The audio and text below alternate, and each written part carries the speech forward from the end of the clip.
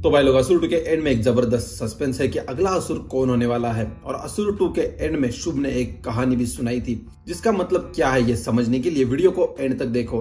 तो चलिए शुरू करते हैं। मैं हर्ष और आप देख रहे हैं हर्ष टीवी। देखो भाई, असुर 2 इंडिया की बेस्ट इंटेलिजेंटली रिटन सीरीज है, जिसमें इंडियन माइथोलॉजी का यूज बहुत ज्यादा स्टडी करके किया गया है और इसके लिए राइटर्स को सलाम। तो असुर 2 के एंड में शुभ ने निखिल को कली की कहानी सुनाई थी, जिसमें वो कहता है कली के 2 शक्तिशाली सेनापति थे, कोका और विकोका, और उन्हें एक साथ मारा नहीं जा सकता था और उन्हें मारे बिना कली को मारना असंभव था। तो इसी वजह से कल्कि और धर्मराज मिलकर उन्हें अलग अलग कर देते हैं और उन्हें मार देते हैं और उसके बाद फिर कली को मार देते हैं। बट कली तब तक अपना शरीर छोड़ के दूसरे शरीर में प्रवेश कर चुका होता है। तो यहाँ पर कोका और विकोका थे केसर और रसुल, जिन्हें मारने के बाद शुभ को भी पकड़ लिया गया। अब कहानी का लास्ट पार्ट, यानी कि कली अपना शरीर बदल के दूसरे शरीर में प्रवेश कर लेता है और तभी हम डीजे को वृंदा के घर में जाते हुए देखते हैं। पर वृंदा वहां पर मौजूद नहीं होती, यानी कि अगली असुर वृंदा हो सकती है, ये एक पॉसिबिलिटी है। तो चलो थोड़ा वृंदा को डिकोड करते हैं। तो वृंदा शुभ के साथ आश्रम में थी और जब डीजे ने वृंदा को शुभ के और उसके रिश्ते के बारे में पूछा तो वृंदा ने कहा था कि शुभ का और उसका रिश्ता बिल्कुल गोपी और कृष्णा की तरह है। एंड उस आश्रम में शुभ ने सबको मार दिया था, बस वृंदा को छोड़ दिया था। एंड शुभ इमोशनलेस था, वो बिना किसी प्रैक्टिकल रीजन के वृंदा को जिंदा नहीं छोड़ सकता था। उसका हर एक चीज करने के पीछे कुछ ना कुछ मकसद होता है। तो इसी वजह से शुभ ने वृंदा को जानबूझकर जिंदा छोड़ा था। उसके पीछे उसका कोई ना कोई कारण था, जैसे उसे अपना वंश आगे बढ़ाना था। उसके इंटेंशंस, उसके पर्पस, उसकी ट्विस्टेड आइडियोलॉजीज को आगे बढ़ाना था, उसके ज्ञान को आगे बढ़ाना था। तो अब बात रही कि वृंदा अंधी है और अच्छाई के साथ है, तो मुझे इस बात पे डाउट है, क्योंकि उसके 3-4 प्रूफ से अगर आप लोग सीरीज को ठीक से देखोगे तो आपको पता चलेगा कि वृंदा अंधी नहीं है। देखो, उसने शुभ की पेंटिंग्स को कभी देखा भी नहीं था, फिर भी एपिसोड के एंड में हम देखते हैं उसने सेम टू सेम शुभ वाली असुर की पेंटिंग्स बनाई थी। और ये बिना देखे कैसे पॉसिबल हो सकता है? जब डीजे पहली बार वृंदा से हेल्प मांगने गया था तो वृंदा ने उसे सिर्फ एक प्रोफेसर के बारे में बताया था, बट अगली बार जब डीजे फिर से गया तो अचानक से उसने उस कॉलेज का नाम भी बता दिया। और डीजे ने उसे पूछा तो उसने कहा कि उसे शुभ ने ये बताने के लिए कहा था, और उसने बहुत ही वियर्ड वे में ये कहा था। और डीजे जब उससे फर्स्ट टाइम मिलने गया था तो उससे पूछा था कि शुभ से तुम लास्ट टाइम कब मिली हो, और वृंदा ने कहा था बहुत साल हो चुके हैं। बट जैसे ही डीजे उसके घर से वापस जा रहा था तो उसे शुभ की एक बुक मिली।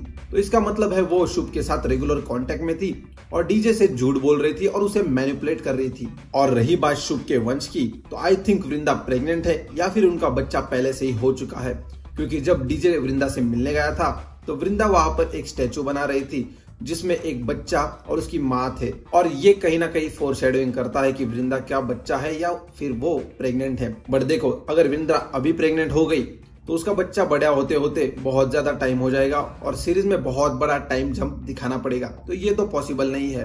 तो मेरे हिसाब से उनका बच्चा पहले से ही हो चुका है और शुभ ने उसे उससे अलग कर दिया है और उसकी याद में वृंदा स्टैचू बना रही थी और उस स्टैचू में उसने खुद को और अपने बच्चे को बनाया था। तो इसलिए आई थिंक नेक्स्ट असुर वृंदा हो सकती है। अब नेक्स्ट लाइन शुभ ने कही थी कि कली अनंत है, तो नेक्स्ट थ्योरी के हिसाब से अनंत अगला असुर हो सकता है। देखो, इसकी पॉसिबिलिटी भी है।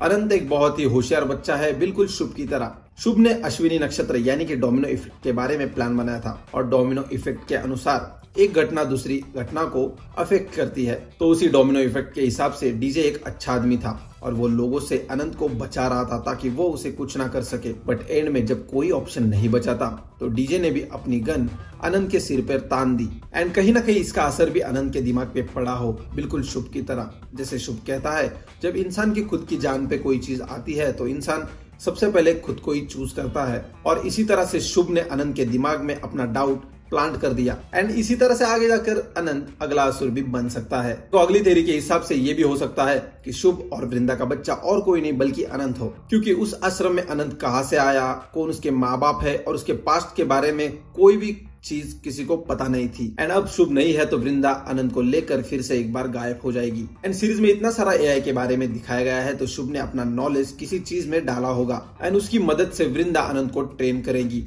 और उसी के साथ ही शुभ ने बनाए हुए एआई की कॉपी भी वृंदा के पास होगी, तो उसकी मदद से वो अगले प्लानिंग कर सकते हैं। और मेरी थ्योरी के हिसाब से और एक सबसे बड़ी पॉसिबिलिटी है, शुभ ने एंडिंग में कहा था कली अपना शरीर बदलता है। एंड जैसे आप सबने देखा इस सीरीज में टेक्नोलॉजी का बहुत ज्यादा यूज किया गया है तो शुभ का इससे सीधा सीधा मतलब था क्लोनिंग। एंड हो सकता है शुभ ने खुद का क्लोन बनाया हो और उसके बाद वृंदा किसी टेक्नोलॉजी की हेल्प से सारा नॉलेज जो शुभ का नॉलेज था वो उस क्लोन में डालेगी।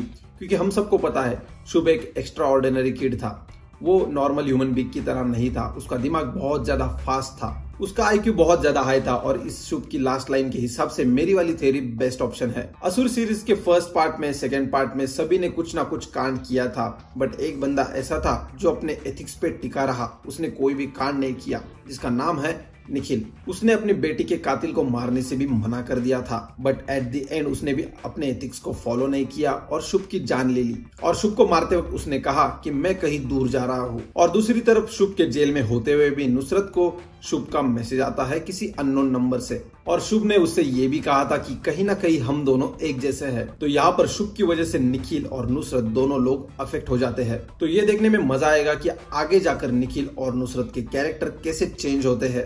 और कुछ लोगों के थेरीज के हिसाब से नुसरत और निखिल नए कोका और विकोका हो गए, बट आई डोंट थिंक कि वैसा होगा, उनका कुछ डिफरेंट ट्रैक दिखाया जाएगा। अब सबसे इम्पोर्टेंट, असुर 3 में हमें और क्या देखने मिलेगा। तो देखो, असुर 2 में हमें अश्विनी नक्षत्र यानी कि डोमिनो इफेक्ट के बारे में पता चला कि वो शुभ का प्लान था, बट एक और ऐसा प्लान था जिसके बारे में अभी तक हमें पता नहीं चला है, जिसका नाम है अश्वत्थामा। और सीरीज में अश्वत्थामा प्लान के बारे में कुछ भी नहीं दिखाया गया है। तो जैसे मैंने क्लोनिंग के बारे में कहा, तो सबको पता ही है अश्वत्थामा एक शाप की वजह से अमर है। तो I think cloning Ashwatthama plan का हिस्सा हो सकता है, या फिर कुछ अलग हो जो हमें सीजन 3 में देखने मिलेगा। तो आपको मेरी थेरीज और इस वीडियो के बारे में क्या लगता है, और अगर आपके पास असुर को लेकर और सारी थेरीज है तो आप कमेंट सेक्शन में मेंशन कर सकते हैं। अगर वीडियो पसंद आए तो इस वीडियो को लाइक करो, शेयर करो, और नए हो तो चैनल को सब्सक्राइब करो। तो मिलते हैं नेक्स्ट वीडियो में, तब तक के लिए बाय बाय।